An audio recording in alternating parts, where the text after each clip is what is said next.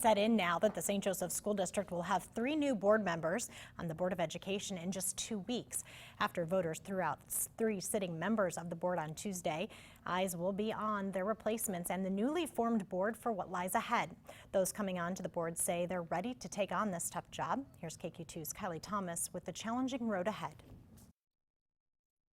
In all honesty, I'm not going to lie, I'm still in shock. Tuesday, St. Joseph voters electing change, choosing 3 new faces to sit on the Board of Education, a position not envied by many. New members coming in after a controversial election and long history of distrust of the board, but members say they're up for the job. You don't get into something like this without knowing what you're up against. Our initial issue, I think, is a lack of communication, a lack of transparency, and then a lack of trust. Both Foster and Williams say the first hurdle they're going to have to tackle is mending wounds, opening an honest line of communication between the board and public, and go from there.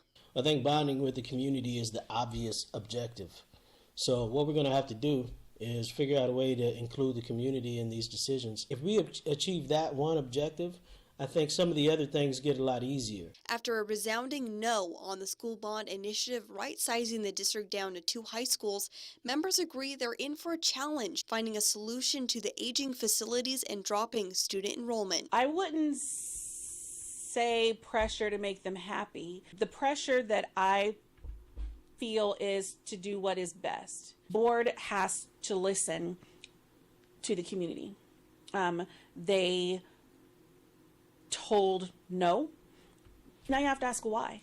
I still have to factor in all the information, and I have to vote according to that, and I have to do what's right, because I want to be able to lay down and sleep at night and look myself in the mirror and tell myself I did the right thing. The members elected by the community on hopes of change, including the first Black woman to sit on the board, but members say they can't shift the direction of the district on their own.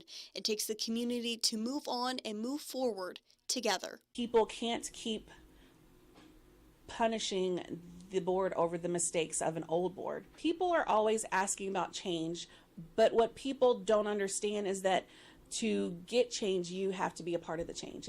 Reporting in St. Joseph, Kylie Thomas, KQ2 News. Thank you, Kylie. We've made several attempts to speak with Kenneth Reeder, but have been unsuccessful. The 3 board members will be sworn in on the 19th of April and will serve a 3-year term. Striking